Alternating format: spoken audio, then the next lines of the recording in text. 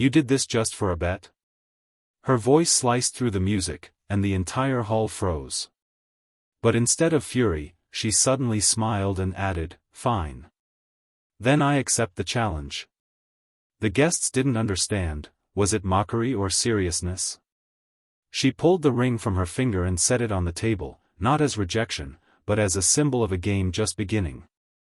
The room hung in silence. What did she mean? She slowly swept her eyes across the crowd, pausing on a few faces no one had noticed before. You want to see how real stakes are made? Her voice trembled, but not from fear. Whispers rose like sparks. Had she prepared for this night in advance? Why did her words sound as if there was a plan behind them? The man who had seemed the victor just moments earlier clenched his jaw. He felt control slipping from his hands. Phones rose higher, capturing every heartbeat. Everyone knew, this was no longer just about two people. Something larger was breaking open. What exactly was she about to reveal, and who in this hall was really playing against him? Enough games, he muttered, forcing a smile that looked more like a mask. He reached for her hand, but she pulled it back sharply, heel striking the floor with finality. A murmur rippled through the hall. She leaned closer, voice steady, "If it's a game, then it won't be yours alone." The crowd gasped. Someone coughed nervously, another dropped a glass. The tension crackled like electricity. He tried to laugh it off, but his friends at the back shifted uncomfortably, exchanging uneasy glances. Even they hadn't expected her to push this far. "What are you doing?" he hissed under his breath. His words were low, but microphones caught them. The hall leaned in, every guest now part of the trial. She didn't answer him. Instead, she raised her chin, looking straight at the audience. This ring was meant to seal a promise. Tonight, it seals something else. Her hand hovered over the table, as if daring anyone to touch it. Cameras flashed. Guests whispered questions, but no one dared speak aloud. She had turned the bet back on him, and no one knew what her next move would be. He straightened his tie, but his fingers trembled. "Sit down," he commanded, voice shaking with controlled anger. But she smiled faintly, as if she had already crossed a line he couldn't erase. And in that moment, the silence of the hall felt heavier than any words. Everyone sensed it, the night would not end quietly. The ring on the table was no longer jewelry. It was a signal. The air grew heavier with every heartbeat. He towered over her, but for the first time, his presence no longer dominated the room. She had shifted the balance with nothing but words and a ring. "You think this is strength?" he whispered, leaning close enough that only the microphones caught it. "You don't know what you're starting." Her smile didn't fade. "Then let them see," she said, gesturing at the crowd. Phones hovered higher, capturing every word. Guests held their breath, sensing they were no longer at a wedding but at the opening move of something larger. He had a choice: crush her rebellion here in front of everyone or risk letting her seize the narrative. For a man who built empires on control, hesitation was foreign, unbearable. He reached for the ring, determined to reclaim it, to show her and them that the game was his. But she moved faster. With one swift motion, she slid the ring toward the nearest guest, an older woman seated at the edge of the table. Gasps rippled through the hall. The woman froze, caught between fear and curiosity, her hand hovering over the diamond. "Don't," he snapped, his voice cutting like a blade. "That doesn't belong to you." The bride's voice rang out, clear and steady, "Tonight it belongs to everyone who's been watching." The word struck harder than any accusation. Whispers erupted. The ring was no longer a symbol of their union, it was evidence, proof, or perhaps a weapon. His mind raced. If he lunged now, he'd look desperate. If he waited, she would tighten her grip on the crowd. For the first time in years, the decision wasn't about profit margins or contracts. It was about survival. And then, the unexpected, the older woman lifted the ring, her fingers trembling, and asked aloud, "Is it true? Was this marriage nothing but a bet?" Her voice cracked, but it carried across the hall like a verdict. Every eye turned back to him. This was the moment. His empire of silence and intimidation meant nothing here. He had to decide, deny, deflect, or fight. His jaw tightened. "No," he said, louder now, steady, the kind of voice he used in boardrooms. "It was never just a bet. It was proof." The bride tilted her head. "Proof of what?" But before he could answer, one of his closest friends at the back of the room stood abruptly, chair scraping the floor. The sudden sound jolted the hall. The man's face was pale, his expression unreadable. He stepped forward, slowly, deliberately, as if carrying something unseen. The groom's heart sank. This wasn't planned. Not by him. Not tonight. The hall grew tense as his friend advanced, each step echoing louder than the music that had died minutes ago. The millionaire straightened his shoulders, masking unease with practiced composure. "Sit down," he ordered, voice sharp. But the man didn't stop. "I can't," the friend said, his voice low but clear. "Not tonight." A ripple ran through the crowd, a restless murmur. The bride's eyes narrowed, sensing something even she hadn't expected. The millionaire clenched his fists. He had fought battles in boardrooms, silenced competitors with contracts, and buried scandals with money. But this was raw, public, uncontainable. He needed control. "Say it, then," he spat. "Say whatever lie you came here to sell." The friend stopped just short of the table. His hands shook slightly as he reached into his jacket. Gasps erupted. For a split second, everyone thought he might pull a weapon. Instead, he revealed a thin envelope, sealed but creased at the edges, as if it had been hidden for too long. "This isn't her fight alone," the man declared. "You think it's about a wedding, about a bet? No. It's about what you buried." The bride leaned forward, startled. She hadn't seen this coming either. The guests whispered furiously, "Buried? What was buried?" The millionaire's jaw tightened. He wanted to snatch the envelope, rip it apart, crush the moment. But eyes were everywhere, phones recording. His empire thrived on secrecy, now secrecy was poison. "Give it here," he said, holding out his hand. It was both command and plea. The friend shook his head. "No. They deserve to know." His words cut deeper than the bride's accusations. This was betrayal from inside, from someone who once shared his victories. The bride looked at the envelope, then at him. "What's in there?" she asked, her tone calm but piercing. He forced a smile, though sweat pricked his temple. "Nothing," he lied. "Just another stunt." But the crowd didn't believe him. The older woman who still held the ring whispered, "Then why are you afraid of it?" Her words spread like fire.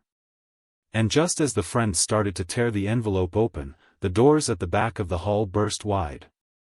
A woman in a dark suit strode in, her steps deliberate, her presence undeniable. The bride's lawyer. The room fell silent. Two battles now converged on one man. The lawyer's gaze locked on the groom, then shifted to the friend holding the envelope. "Don't," she said firmly. "Not yet. What you hold can end him, and all of you, if you're not careful." The millionaire's pulse thundered. He wasn't sure what terrified him more, the envelope being opened, or the lawyer insisting it wait. The lawyer's voice sliced through the tension. "Not here. Not yet. You open that envelope now, and the fallout will crush more than him." Her words froze the friend mid-motion, his fingers tightening on the paper. The bride's eyes darted between them, torn between fury and curiosity. The millionaire seized the moment. "Listen to her," he urged, his tone firm, authoritative, the way he used to command entire boards. For the first time since the confrontation began, some heads actually turned toward him, waiting for what he'd say next. A flicker of control, small, fragile, but his. He stepped closer to the table, his shadow cutting across the ring still lying before the older woman. This, he gestured to the envelope, is nothing but another trap. Lies stacked on lies. He let his voice drop, measured, steady. If it meant anything real, why hide it until now? Murmurs spread. Some nodded, hesitant. Maybe he was right, why would proof wait until this night? He felt a spark of hope, like the tide shifting back toward him. But the lawyer didn't move. She reached into her briefcase and placed a folder on the table. Because timing is everything. And tonight, timing is hers. She pointed at the bride, whose expression hardened with resolve. The millionaire's brief gain evaporated. The hall leaned forward again, hungry for answers. The bride placed her hand on the folder, but didn't open it. Instead, she looked straight at him. You think this ends with me embarrassing you? You're wrong. It ends with the truth about everything you built. His chest tightened. He felt the weight of his empire pressing down, the empire he'd built brick by brick on ambition, risk, and secrets. You don't know what you're talking about, he snapped, louder than intended. Oh, I know enough, she shot back. Enough to know you weren't alone when you made that bet. The words detonated like a bomb. Guests gasped, phones zoomed closer. Not alone? A fresh wave of questions rippled across the room. Who else was involved? What was hidden in that folder? The millionaire's pulse roared in his ears. He couldn't let her say more. He slammed his palm down on the folder, pinning it shut. This circus ends here. But she didn't flinch. Then why do your hands shake? She whispered, her voice piercing the silence. For the first time, the crowd saw it too, the tremor in his fingers, the strain in his jaw. Whispers turned into doubt, doubt into judgment. His small victory slipped away like sand through his hands. And then, from the back of the hall, a voice rang out, strong and unshaken, "Tell them who signed it with you." The millionaire froze. His stomach dropped. That voice belonged to someone he never expected to speak. The voice from the back carried through the hall like a blade. "Tell them who signed it with you." Heads turned as a tall man stepped into the light, his face pale but resolute. It was Daniel Cross, his oldest partner, the man who had stood beside him through every deal, every storm. The millionaire's breath caught. Daniel's presence was more dangerous than any lawyer or envelope. Betrayal from the outside could be fought. Betrayal from within was poison. "Daniel," he said, forcing a thin smile. "Not here. Not like this." But Daniel's eyes were cold. "If you won't speak, I will." He pointed toward the folder still under the groom's palm. "You're not the only one tied to that paper. And you know it." Gasps swept the room. The bride's eyes widened, catching a truth even she hadn't considered. Phones zoomed closer, hungry for names. The millionaire's chest tightened. He had to choose, expose Daniel now and drag him into the fire, or shield him, keep the partnership intact, and risk being devoured alone. His instinct screamed self-preservation. Yet years of loyalty clawed at him. Without Daniel, there would have been no empire. Without Daniel, there might be no way forward even now. He lifted his hand slowly from the folder, meeting Daniel's gaze. "You think you can stand there and lecture me?" His voice cracked, raw, vulnerable in a way no one expected. "Everything we built was risk. Every step was a bet. And you," he faltered, eyes wet with fury, "you were the one who taught me to gamble." The hall went silent. For the first time, the millionaire wasn't cold steel or polished arrogance. He was human, flawed, desperate, cornered. A man who could break. A few guests shifted uncomfortably, their judgment softening for a moment. He saw it, the flicker of sympathy. It was small, but it was oxygen. Yet the reprieve shattered when the lawyer's voice cut in, "Sympathy doesn't erase signatures." She slid the folder across the table, closer to Daniel. "You want to prove your loyalty? Open it. Show them your name isn't there." Daniel's jaw clenched, his hand hovering above the papers. The millionaire's pulse hammered. If Daniel opened it, the crowd would know everything. His last shield would crumble. "Don't," he said, his voice shaking, desperate. "You open that, and there's no turning back. For either of us." But Daniel didn't move away. His hand pressed down on the folder. The millionaire felt his stomach drop as he realized the decision was no longer his to make. And then Daniel whispered, just loud enough for all to hear, "Then maybe it's time they finally know." Daniel's words hung in the air like a guillotine, "Maybe it's time they finally know." The crowd surged forward, whispering furiously. Phones hovered inches away, hungry for the reveal. The millionaire's throat tightened. He had faced rivals, prosecutors, even enemies with knives behind their smiles, but this felt different. This was burial ground being dug open. The bride's lawyer tapped the folder. "Open it. Let them see what's been hidden all these years." Her voice carried the weight of inevitability. Every guest leaned closer. He slammed his palm back on the folder, his breath ragged. "Enough. You want spectacle, not truth." His voice shook, but he forced it louder. "You think I buried something? You think I was the one hiding? You have no idea what lies beneath." The room hissed with curiosity. "What lies beneath?" someone called. The bride's eyes narrowed, her lips curving into the faintest smile. She had baited him, and he had taken it. Daniel's stare cut into him. "So you admit there's something?" "No," he fired back, voice cracking, sweat dampening his collar. "I admit nothing. But you," he pointed sharply at Daniel, "you know what we agreed never to dig up." That single sentence sent a shockwave through the hall. Guests exchanged frantic looks. What could two men of such stature bury together? Was it money? Was it lives ruined by their choices? The bride's hand trembled on the table. "Say it," she demanded, her voice low but slicing. "Tell them what you buried." He felt his knees weaken, but he straightened, jaw clenched. "Not tonight," he rasped.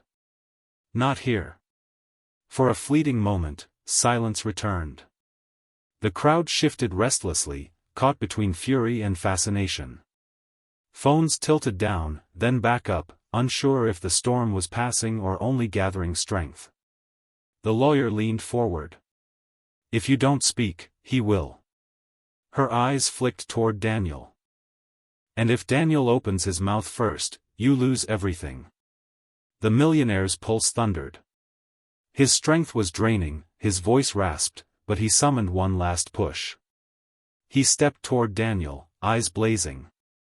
"If you betray me now, you betray yourself. You think the fire will only burn me?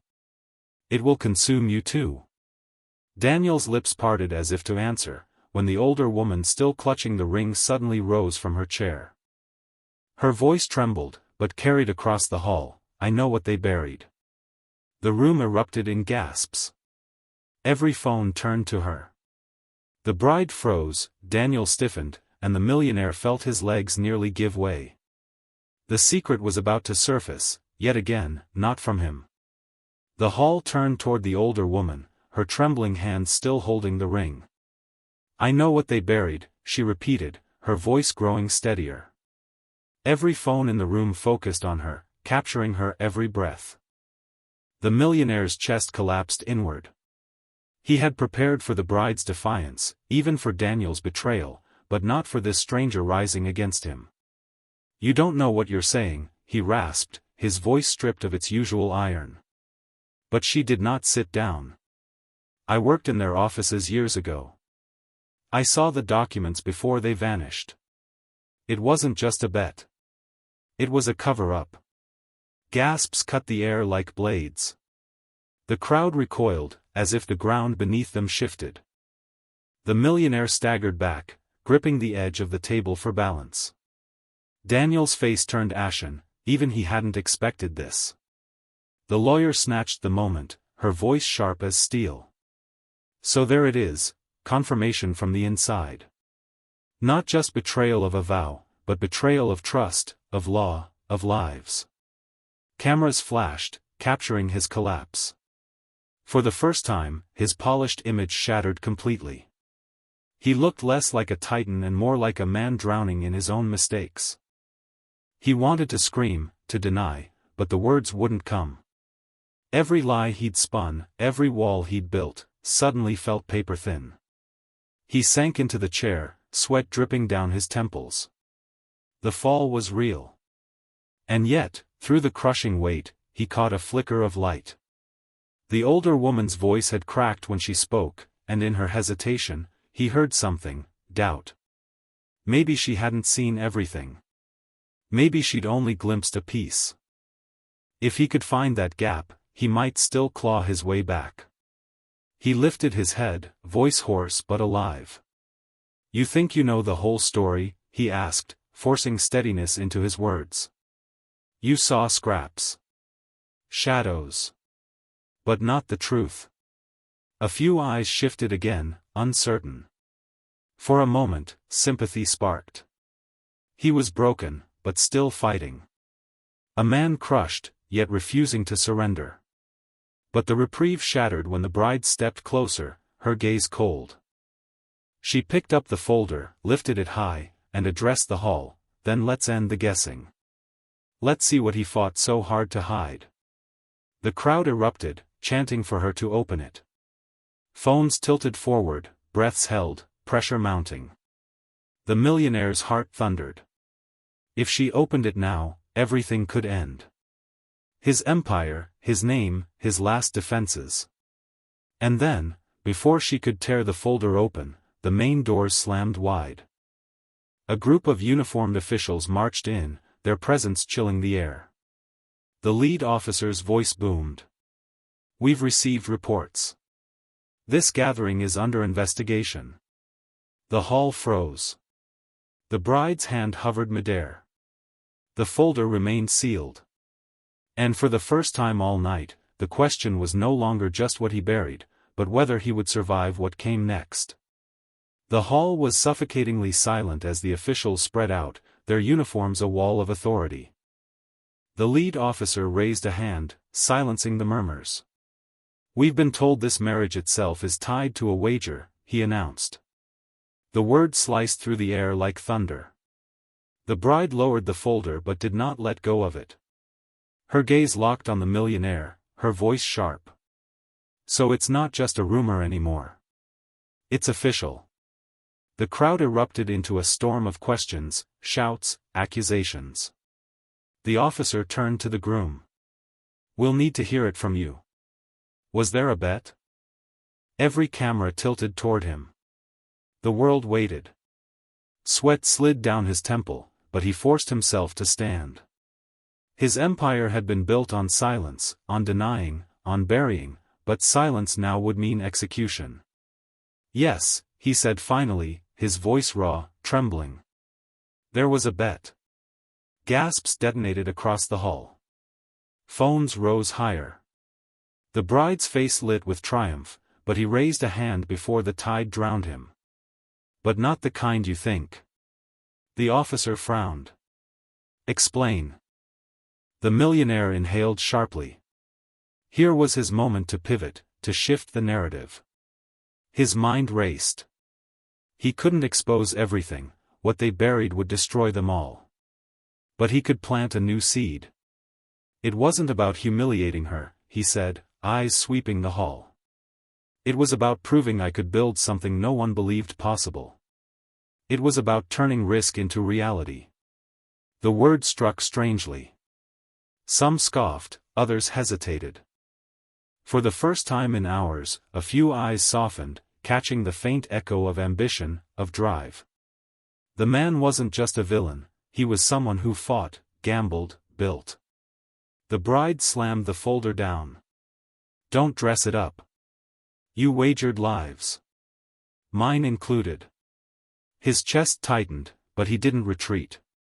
I wagered everything I had. And I'm still standing. It was a dangerous choice, half truth, half defiance. But it was a choice, and the room felt it. He was no longer begging. He was fighting. The officer stepped closer, his tone colder. Then you won't mind if we read what's inside. He reached for the folder. The millionaire's stomach dropped. He had bought himself a moment of sympathy, but now the truth clawed closer than ever. And then, just as the officer's fingers brushed the folder, a phone rang sharply in the silence. Not a polite chime, a shrill, urgent tone. Every head turned.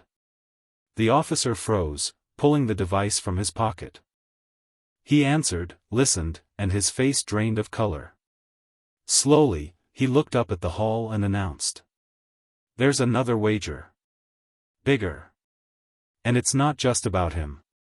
The officer's words hit the hall like a detonation. There's another wager. Bigger. And it's not just about him. Chaos erupted. Guests shouted over one another, some demanding answers, others filming every second. The bride froze, her grip on the folder tightening. The millionaire staggered back, pulse hammering in his ears. Another wager? He hadn't heard those words in years. His mind raced, scrambling through memories, through meetings whispered in dimly lit rooms. And then it hit him. He knew exactly what they were referring to. Daniel's face went white. The bride caught it instantly. You knew, she hissed, pointing at him. You've known this whole time. The millionaire's voice cracked. Stop. You don't understand, none of you do. His words were drowned by the crowd's fury. He slammed his fist against the table, veins bulging, his voice rising above the storm. This isn't about a marriage, or a ring. It's about control. And if this bigger wager is exposed, none of us walk away clean. Gasps. Silence fell again. For the first time, fear flickered in the bride's eyes. The lawyer leaned close to her, whispering urgently. Daniel stepped back, as if distance could shield him from what was coming. The officer pressed. Then tell us. Who else is involved? The millionaire's throat burned. He wanted to spit out the names, drag everyone into the fire with him. But his pride, his survival, his last shred of strategy held him back. If I speak, you'll all demand proof, he said bitterly. And proof isn't words, it's numbers. Transfers. Signatures. The bride slammed her palm onto the folder. Then let's open it. He shook his head violently. No. That folder isn't the end, it's the beginning. Once it's opened, you'll see just enough to burn me, but not enough to reveal the real hand behind it. The crowd gasped. The real hand? A new wave of questions surged. Daniel finally snapped. He's right, he blurted. Every head whipped toward him. His face was ashen, his voice shaking. There's someone else. Bigger than him, bigger than me. And they've been pulling strings from the start. The bride's mouth fell open. The lawyer grabbed her arm, holding her steady. Then name them, the officer demanded. Daniel's lips parted, trembling, as if the name itself carried poison. The millionaire leaned forward, desperate, furious. Don't you dare. The room held its breath. Daniel inhaled sharply, his voice breaking as he forced the words out, the chairman. Suddenly, the lights flickered violently, the sound system screeched, and the hall plunged into a half-darkness. Gasps and cries erupted. The folder slipped from the table, scattering papers across the floor. Phones illuminated the chaos, flashes cutting through the dark. And in that fractured light, one thing was clear, the truth was seconds away from exploding into the open. The hall shook with shouts as the papers scattered across the floor, fluttering like broken feathers. Guests bent to grab them, phones lighting every corner, but the lawyer's sharp voice cut through the chaos, "Leave them." Her command froze the room. Slowly, the bride bent and lifted one page, holding it high for all to see. It bore signatures, his, Daniel's, and another name bold as iron, the chairman's. Gasps tore through the crowd. At last, the truth that had been teased, whispered, denied, now burned in black and white. The millionaire's chest heaved. He had fought, lied, clawed for control, but in this moment, he saw it. No strategy, no denial could save him. He was standing at the edge, stripped of the empire he thought unshakable. The bride's eyes glistened, but not with tears of defeat. Her voice rang clear, steady. "You made me part of a game. But this bet didn't break me, it made me stronger." Her words ignited the hall, a thunder of applause rising from strangers who moments ago doubted her. The officer stepped forward, his voice firm. "With this evidence, the investigation moves beyond you. The chairman will answer for his part." All eyes turned, the balance of power shifted in a breath. For the first time, the millionaire realized the target had moved higher. Daniel's shoulders sagged, relief and shame battling in his eyes. He looked at the bride and whispered, "I'm sorry." She didn't answer, but her silence was forgiveness enough. The millionaire, broken but unbowed, raised his voice one last time. "Yes, I failed. I gambled with lives, with love. And I lost." He turned to the bride, his words raw. "But you won. And maybe that's how it should be." She set the papers on the table, then pushed the ring toward him. "Keep it. As a reminder of what you can't buy, and what I'll never lose again." Her voice carried the weight of freedom, a final verdict sharper than any judge. The hall erupted in applause, not for him, but for her. For the woman who had turned humiliation into triumph, betrayal into liberation. Strangers rose to their feet, chanting her name, their voices lifting her higher than he had ever tried to keep her down. The millionaire stood alone, stripped of his armor, yet strangely lighter. The empire he had built on control was gone, but in its ashes, he saw something he hadn't felt in years: clarity. As the bride walked toward the doors, she turned once, her eyes meeting his. "Thank you for the bet. It made me unstoppable." And then she left, every step echoing with victory, as the hall roared with thunderous applause. The story would spread beyond those walls in seconds, but the truth was already clear: freedom had won, and nothing could bury it again.